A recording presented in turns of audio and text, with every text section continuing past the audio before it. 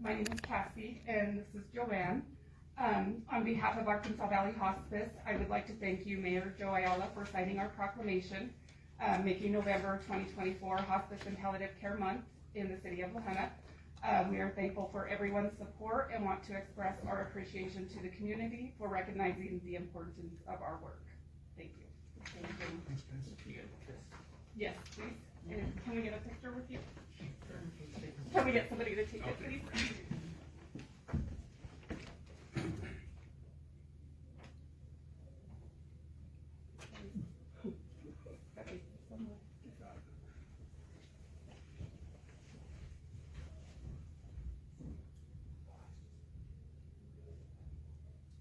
Okay. Took 3 for you. All right. All right. Thank you, Joe. Thank you.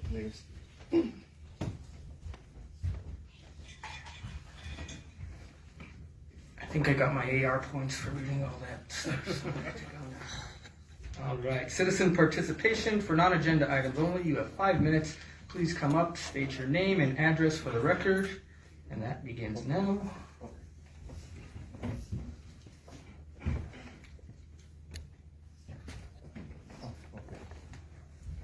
Advocating for Kathy Del Rio, 320 Carson Baptist Street.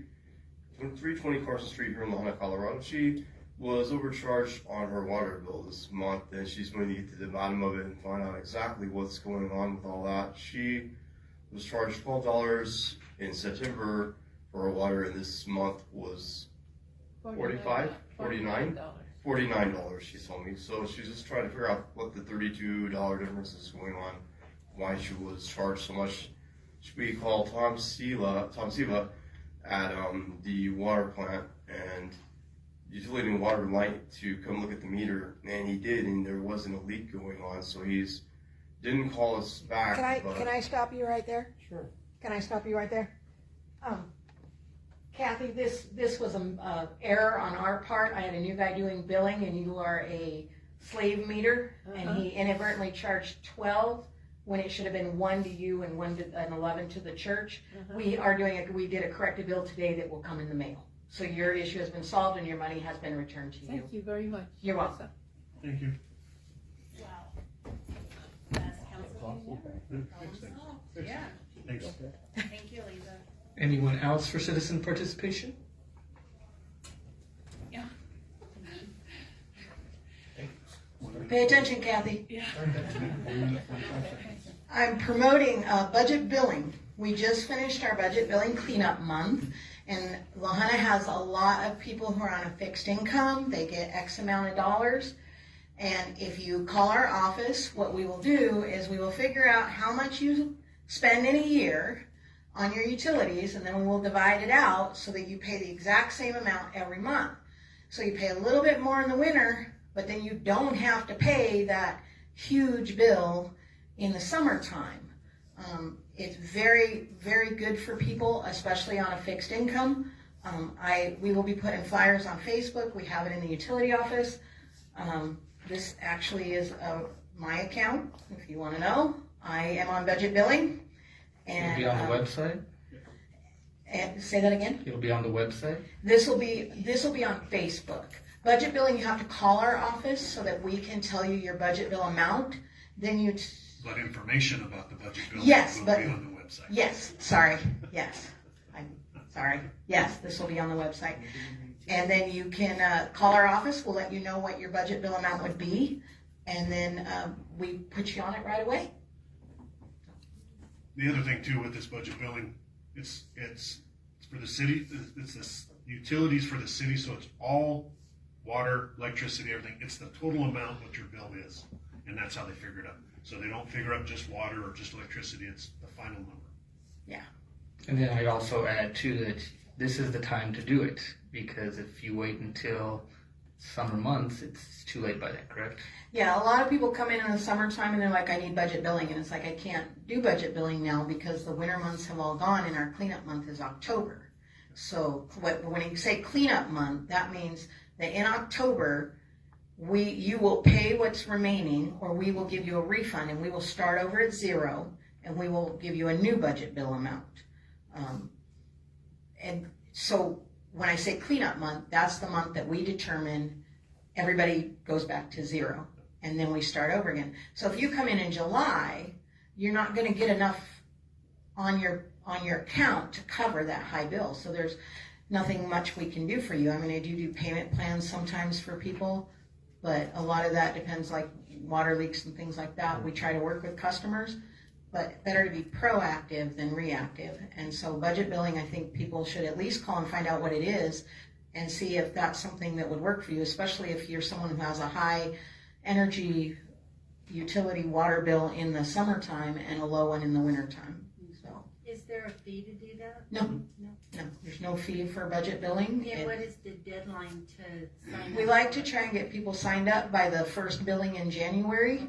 I recommend right now, but that's as late as I really like to go. We do budget billing throughout the year, but once you get to the high months, there's not really a budget bill that can help you, because you have to pay those, come October, you're going to have to pay those to zero. So we will do it up until April or May, but I prefer to start you sooner so that you can get that nest egg of credit. Thank you. And how many people are currently signed up? Less than 25.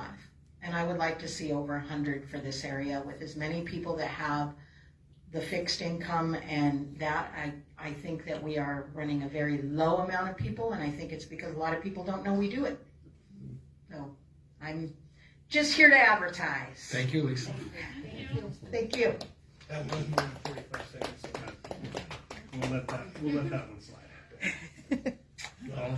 Anyone else for citizen participation? Okay. Mr. Johnny De Leon, if you would come up for Blue Stem Nursing Home, give us a quick update. Good evening. I'm Johnny De Leon, and I'm here today representing Lahana Health Service District, DBA Blue Stem Village. And thank you, Brad, for the invite. And I'll just kind of make me a little timeline of some of the relevant dates. So as most of you may know, we celebrated our grand opening on October 13th, 2023. And we're prepared to open up. We started hiring employees, 33, back in September and October of 2023. And then November 7th, we had our first 3 villagers enrolled. You may hear them referred to as residents in other nursing homes, but we prefer to call them villagers. And, so we had our 3 enroll. Now, you can enroll any number of private pay until you get certified by CDPHE and HCPF. So we enrolled our first 3 private pay, and CDPHE comes out 30 days later and gives you a survey, and you have to have the 0 deficiencies. If you get 0 deficiencies, then you can go ahead and get approved to enroll our capacity, which is 56 beds. Well, lo and behold, November 26th, we had some cold weather leading up to November 26th. The fire suppression system pipes up in the ceilings and the rafters froze, and on November 26th, it was a warm 60-some degree day, and they thawed and expanded and burst the fire suppression system pipes, causing a leak in our north building, which houses 28 individuals. And then as I was on the phone driving to Big R to get some items to get the water out of there, because they had 3 to 4 inches of water in one side of the building because of they couldn't find the water shutoff. It's a brand new facility and so forth. So 30 minutes later, the alarm went off in the south building, and they had 1 to 2 inches of standing water. And that one did get shut off earlier because obviously they knew where the water shutoff was, and just a mirror image of the north side. 30 minutes later, the alarm goes off in the admin building. Thank goodness that fire suppression system leak was contained to the soffit right outside the entrance, so that was a pretty easy fix, although it still had problems in it. So we've been really fighting insurance carriers. We now have a over $1 million claim on the books for the building equipment. There's so much that was damaged, and I shouldn't say it's over 100, but it should approach over 100 here soon. So in essence, we spent the next 5 to 6 months having different investigators come out from the insurance carrier, from the general contractor. The general contractor's name is the law company. So we had people coming out from the law company, the general contractor, the USDA, everybody, and others were coming out. The subcontractors sent their own investigators out because obviously they were anticipating lawsuits and everything else to happen. And so we couldn't wait anymore. We filed our insurance claims and we're going to let our insurance carrier, QBE, subrogate against Pre-Action Fire as the subcontractor. They've admitted liability. The general contractor has admitted liability. They know they're on the hook. So they started repairs June, I can't remember exactly, but the first week in June. And they fixed the north side, all of those repairs. They went in, ripped out all the old, put in new, tenanted, blew in insulation, and got approval from Fire Prevention and Control on August 14th of this past summer, 2024. And CDPHE came out, did their survey where we had to have 0 deficiencies. We did have 0 deficiencies. So they approved us. However, it needs to go to CMS, which is the Centers for Medicare and Medicaid. And so it went to them, and they've had it now since September 24th. And we've been waiting for approval from them for 6 weeks now, going on 6 weeks. So it's very frustrating because we just want to get our approval and start admitting additional villagers. We are losing quite a bit of sum of money. The board asked the question, do we want to lay off employees a year ago? Because obviously this happened in November. Come January and February, I should say our management company, Vivage Beacon, asked the board if we wanted to lay off employees, and I said, absolutely no way, and you know what? We're not laying off employees. Had we done that, it would have been difficult to rehire employees. Who wants to go work for a company that's going to lay off? So I'm adamant about not laying off, and the board agreed. We did not lay off anybody, and so we've been carrying them at a big loss every month now for 13 months. So we're hoping there's some relief on site here coming up as far as getting the last CMS approval that we need so that we can go ahead and start filling the 56 beds. I don't think we'll have a problem filling up to 28, and I think as word gets out that we're truly, truly serious in enrolling people this time, private pay, Medicare, Medicaid, everything, insurance carriers, I think word will spread throughout the valley. In fact, I've already received phone calls from CEO of Bend County Nursing Home asking about, were we gearing to ramp up, and I said yes. And he said, I know, because we've got 4 transfer packets ready to go. I know there's going to be additionals. We've heard of some from Rocky, Ordway, and others, and we're also hoping that just new ones, not necessarily those ones transferring loved ones back into the valley, because we know of some, my uncle for one, that's up in Pueblo that wants to move back to the La Junta area, where it's easier for his family to go visit versus having to drive to Pueblo every day. So we're anxious. If you'd have told me it was going to be this many years until we got this thing open, I'd have said, no way, it's not going to. But it has. The construction company has been at this now for 38 months, and I know they're probably watching the video stream because they like to look at our Facebook page, and we post stuff, so, but that's fine. I just state pure facts and stick to it. And it's been delay after delay on their part. We've had some, according to them, some supply chain issues. And I get that, but there's also been turnover in their site superintendents. We've had at least 5 different site superintendents, which hurts our project's continuity, and that's definitely contributed to the delays. Early on, the bank that we were going to use, they pulled out because of COVID. We're nearly approved, ready to go break ground. And COVID hit, back in 2020. They put the project on a 3-month hold and said, let's see how the sales tax revenue holds up, which, by the way, it's holding up strong. The estimates by whoever made them from the city council back then, and I know Mr. Melliff was heavily involved, they said $1 million a year. It's turning out to be $1.1 million finally, and this year we should hit $1.2 million in tax revenue. So. But anyway, yeah, so our tax revenues were actually strong and up 5%, and the bank still pulled out after the 90 days, citing nursing homes were high risk during COVID, and we get it. We understood how things spread quickly throughout nursing homes and all. We also had a general contractor pull out because they could not meet our guaranteed maximum price. We had told them from the onset, don't bid if you can't hit it. And they thought they could hit it and they couldn't, so they pulled out. And then we signed on with USDA. Anybody who's worked with government, we're very, very, very thankful for USDA. But it is a 13-month process to get approved and get your construction money. So we're there, we're to the finish line, provided nothing else goes wrong on us, and we're hoping and praying that it doesn't. And we should have, the law company gave us an update last week. They should be done with the final repairs on the south building. Admin is approved. Admin got approved on, well, let me look at my notes here. Most of this I'm just doing off memory. October 30th. So admin was, so we've got those, and we're just waiting on CMS again to give us approval. The law company for their share still needs to get the south side buildings completed, and they're saying the end of November. So based on that, we should be able to start moving in, everybody thereafter, and close our permanent loan financing. Hopefully the week of January 6th is what we're targeting. So there's my update. I don't know what questions you have, but I could probably answer because it's been a long process. That tax, it has a sunset, correct? After the loan is paid off. So after the loan is paid off, in our case 35 years, because it's a 35-year loan, we don't expect it to take that long, but you never know.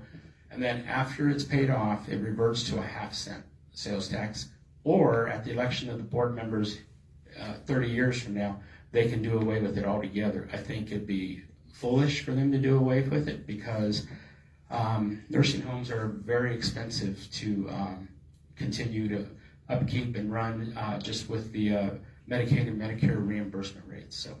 So to answer your question, 35 years.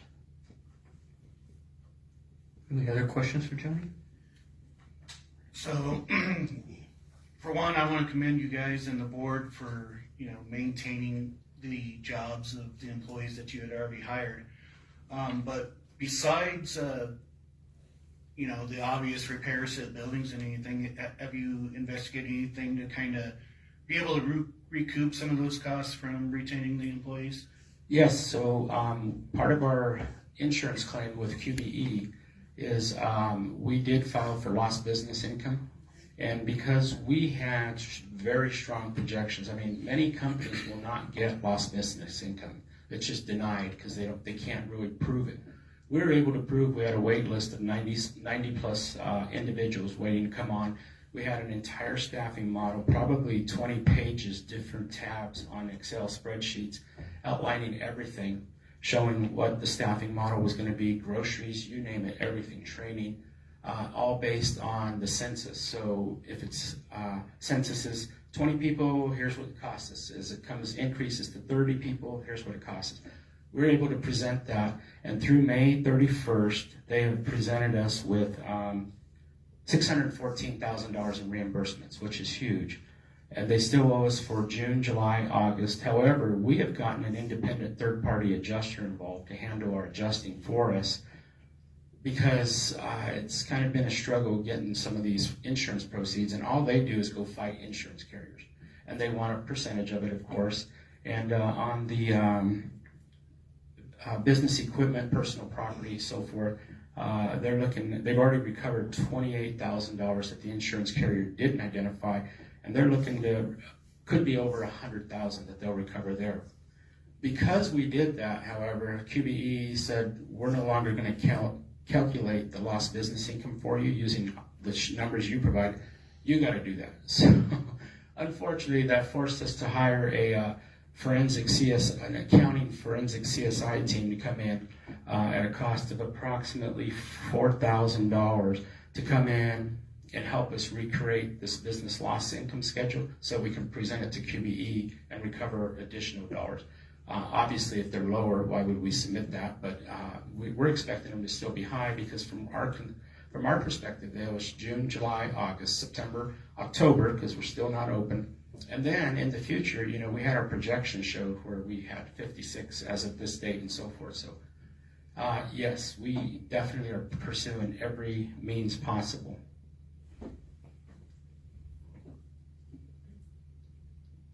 Thank you, Johnny. All right, thank Thank you. the board too. Yep, I will. They've done a great job. Appreciate it. All right, moving on to unfinished business, city manager search. There is nothing new to report. We were going to do interviews. I actually scheduled them for Monday and Tuesday of this week. I said, we have council. We can't do that. So those got pushed to next week. We still have 9 candidates. So no one's dropped out yet. So those will start next week. Mrs. Harris, it's your turn. Yeah, we're ready for the second reading of an ordinance fixing the mill levy for assessment evaluations for the year ending on December 31st, 2024. All right, do I have a motion? I have a motion. Do I have a second? I'll second. I have a motion and a second. Any discussion? If not, I'll ask for your vote. And that passes unanimously. Mrs. Harris. Next is also the second reading of the annual appropriation ordinance. That's the ordinance appropriating sums of money to defray expenses and liabilities of the city of La Junta, Colorado for the city's fiscal year beginning January 1st, 2025 and ending on December 31st, 2025. All right, do I have a motion? I have a motion. Do I have a second? I'll second. I have a motion and a second. Any discussion? If not, I'll ask for your vote. And that passes unanimously. Mrs. Harris. Moving on to all of our liquor licenses. Because we have Christmas coming up and the year end, we have more liquor licenses to look at than normal. So I would suggest that I'll read each of them, but we approve numbers 1 through 8 with one vote, if that would be acceptable to the group. So the first of those is an application for a special events permit by Inspiration Field, Brittany Baylor. That event is the Lewis Bolt and Nut Christmas party scheduled to be held on December 7th. The next is an application for a special events permit by Inspiration Field, again Brittany Baylor. She's the events manager there. The second event is the CCOM Christmas party scheduled to be held on December 13th of 2024. So those are the 2 special events. Next, we have an application for a renewal of the fermented malt beverage and wine liquor license for Tran and Yen LLC, who do business as the Asian Cafe on 414 West 1st Street. Another renewal applied for is by Punjabi 4 Corporation, who does business as Big D's Liquor Mart on Highway 50. Then there's also for Big D's Liquor Mart an application for renewal of an alcohol beverage tastings permit. Next is another renewal, this one for the Safeway store, who does business as the Safeway store at 315 West 2nd. Next is this is a change from what we've looked at before. It's an application for a change of manager from Chris Winter to Heather Henderson with that Safeway store on 2nd. And then finally, for this batch, an application for renewal of the fermented malt beverage and wine liquor license for Family Dollar stores located on 1st Street here in La Junta. I'll make a motion to approve items 1 through 8 for liquor licenses. I have a motion. Do I have a second? I'll say. I have a motion and a second. Any other discussion? If not, I'll ask for your vote. And that passes unanimously. Mrs. Harris. Next, we have an application for a renewal of what's called a club liquor license for the BPOE Lodge. That's the Elks Lodge on 119 Colorado Avenue. I'll move approval for the application for renewal for the Elks Lodge. I have a motion. Do I have a second? I'll second. I have a motion and a second. Any discussion? If not, I'll ask for your vote. And that passes 4-0, but with 1 abstention. All right, committee and board reports. Any committee and board reports? Paul's in here. Paul was last week. We haven't had any meetings since then either. Paul was sick tonight, so we hope he gets well soon. Interim city manager comments. Mr. Davidson. First, thank you. Just a few things again to get everybody caught up and see where we're going on things. The tree trimming project that the city line crews guys were doing around town, that's been done and completed for the year. So that was good. You're going to start seeing Christmas decorations being put up a little earlier than normal. Reason is timing of the year, trying to make sure that we're doing it in good weather and things, and they're already going to be on because it's a plug and play type thing. We're trying to maintain projects and not have to go back and plug things in and take time. Plus, they're doing a lot of it along Highway 50 on the highway during traffic time, and it's just a safety issue. So we're going to have some Christmas lights up in the next week or so until after Christmas. So that was kind of a good idea and good thinking on Chris Arguello's part of doing that. Plus, the other good thing is a lot of those are LEDs, so it's very good use. In front of you, I handed out an intersection site plan. This was brought up to me after last meeting last time, and I got with our engineering department and police department, and they're going to start working on some of the intersections around town. They're going to go around and start identifying some of the bad ones and get with the property owners and talk to them, give them a notice that, hey, here's the requirements to get your bushes or your tree limbs, things like that, cleaned up back from the intersection so you can see oncoming traffic.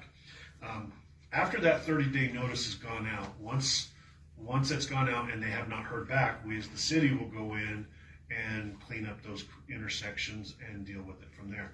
This also goes for parking of vehicles right next to intersections and stuff. That you'll see in your packet I attached was the model code for the traffic that the police department can enforce and try to make it a lot safer around town. So we know that we have numerous intersections around town, so we're going to kind of go around, make a priority list, and kind of start that way and start working on them. So this is going to be a big project for us, but it's going to be a good project and making things safer for everybody. So we want to make sure that everybody knows that the city's going to reach out first, make contact, and they're going to get you a letter with some information of who to contact, what needs to be helped out with, and things like that. So that's going to be a good project. Can we put this on Facebook? Yep, it'll be on Facebook. It'll be on the website as well. So we're really going to push it out. The new sign over at Brick and Tile, it's making good progress. They poured the footer last week, I think on Friday, and so they're coming right along. They're on track to meet the deadline, so that's good. I signed a piece of paper last week, and we were notified that the CDOT grant that Dawn and all them have been working on for the multimodal project, we finally got our $525,000 from the CDOT. And this will be for the planning and design and historical clearance and all that good stuff. So we would have got it about 2.5 months ago, but they kept sending it with Rick's name on it, and I could not sign it as Rick. And it took 2.5 months for the state to fix it to put my name on it. So we finally got it done. They are in the process. They had a meeting this morning. They're in the process of contacting BNSF because they got to get back with them and making sure that they have the property right and things like that. So it's been great. We started this back in spring of 2022, so we finally got the money moving forward. So that's a great thing, and kudos to those who've been working on it. Last week, unfortunately, the code officer, we had to separate employment. So Colby Martinez, who's going through the police academy, since he was already a reserve and stuff, he doesn't have to attend some of the classes. So he's been coming in doing some work and trying to get things caught up. We found some other deficiencies that weren't quite completed that he's been working on. So we're getting things caught back up, and Colby's out there working hard, trying to get some things. We did open up applications, and we had 6 applications so far, which that's probably 5 more than what we normally get, or 6 more probably, but it's still open a few more days, so we're hoping for a few more to come in. So we'll be jumping on that. January 1st, 2025, there's a new state law that's coming out for hands-free cell use while driving in all vehicles, not just CDL vehicles. This was brought to me because we as a city want to make sure that we're ahead of the game and are good examples for the community. So I have them working on a policy, a plan, and how we're going to come up with, because we have a lot of older vehicles that do not have Bluetooth in them. So what type of devices do we need to provide to the departments and things like that? So we're already working on it. So by January 1st, we're already on the ball going. So we're ahead of the game. We want to make sure, like I said, we want to make sure that we're a good example in the community, that city vehicles, city people are driving properly and meeting the rules. So that's always good. So last couple things. We've been working on to try to make things better for employees, help things out. So I did a lot of work on this, went back to the supervisors, and we've kind of talked about this briefly before in a few other meetings of new city hall hours and trying to help the employees out a little bit. So we kind of talked about a 4-day work week. We kind of talked about some other things, but it was all kind of narrowed down that for the city hall, I want to make sure that it's accessible for the city, for the community. So I came up with the plan. It's going to be open 4.5 days, starting January 1st. The building will open up at 7:30 a.m. and close at 5 p.m. And then on Fridays, open up at 7:30 and close on noon, or at noon. We've been doing a study over the last month and a half, and trying to see how many people actually come use the city building on a Friday afternoon. And if you could probably use one hand to count that, and that's not all in one day. So I think this is going to really work out good. Lisa and her staff did a lot of work to make sure that by being closed on a Friday at noon, we're not going to mess up any paydays. All pulls on electrical things will not happen on a Friday. Those will be done on a Thursday or the following Monday. So we made sure that there shouldn't be any hiccups. All of the departments in the city building were very, very happy to hear this. The utility office will now, or the drive-up building, or the drive-up part of the utility office will be open at 7:30, so people on their way to work can stop by, pay their bills. But the other thing is, after the hours, especially on Fridays, the online bill pay is still available through our website, and it's working great right now, as well as the drop-off boxes still are available. So this won't take effect until January 1st. We will push this out quite a bit so people can get used to it and things like that. And then we'll hit the ground running with that. So we're really looking forward to this. The last thing too is I talked to you guys about, as well as adding a few more holidays. I've come up and finalized the holiday list, as well as adding the birthday holiday for all employees. So when their birthday, whatever month it is, they're going to be allowed to have a special day off. As long as it does not interfere with any big projects in their department, they'll have to work around that, and their supervisor will have to okay that. So just kind of another big incentive for the employees of, hey, thank you for working hard. This is what we can do and give back to you guys. So with that, that's what I have for my report, and I appreciate everything. Thank you, Brad. Just a couple of things to go over with a little bit more on you touched on. This came out after, a meeting, and people come up and they ask us stuff. Another thing that came up was just traffic enforcement in town. So I met with Brad, I met with Aaron and Chief Quick, and we came up with a plan to get more traffic enforcement in town. So you will see our officers out there just focusing on traffic for some things. We also are looking at a camera that we may be able to utilize in the future, and that might be very helpful to us, and not just Todd, but we had Jennifer helping us out greatly with that and purchasing. So we're going to have news to share soon on that and what that looks like going forward. Code enforcement, Colby is amazing, but even Colby doing his best when he was full-time, we were behind because there is so much code enforcement violations all through town, from Ward 1 to Ward 3. And it is going to take a long time before we can get caught up. So I'm glad that Colby is helping on a part-time basis, but we're really behind, and we understand that. We're not doing it because we want to be in that situation, but that's just where we're at with budget. That's just where we're at with our help that we can't get. So I'm glad that Colby's helping, and hopefully one of those 6 or more really takes it on. And it's not a fun job. I mean, you're approaching people and telling them, hey, do this, or you're getting a ticket, and these are our neighbors, and it's not something that they like. When we talk about the multimodal, did you also want to mention what Amtrak's currently doing? Yeah, so Amtrak currently, you may see all the fencing down there. What they're doing is they're in the process of replacing all of the concrete on the backside of the train station building along where Amtrak pulls up. And and the dock area. So it's a large concrete project. They're also remodeling the bathrooms inside to make sure that they're completely ADA requirements and meet all new codes and stuff. So you're going to see some work going on down there and making it a lot nicer. Right, people ask that all the time, so I Yeah. think we might as well just share that up here too. And then the other one, me and Brad have had a conversation. This is the time of year when we have abandoned homes around town that end up going up in flames, and then that makes Brad take off his city manager hat and put on his fire chief hat. So I was telling Brad, hey, we need to make sure that we can identify these homes and get with the EPA for those things that we were doing previously, because we don't want any of our firefighters, any of our citizens to get hurt because of this time of year when they're seeking warmth and they go into these houses that are Right.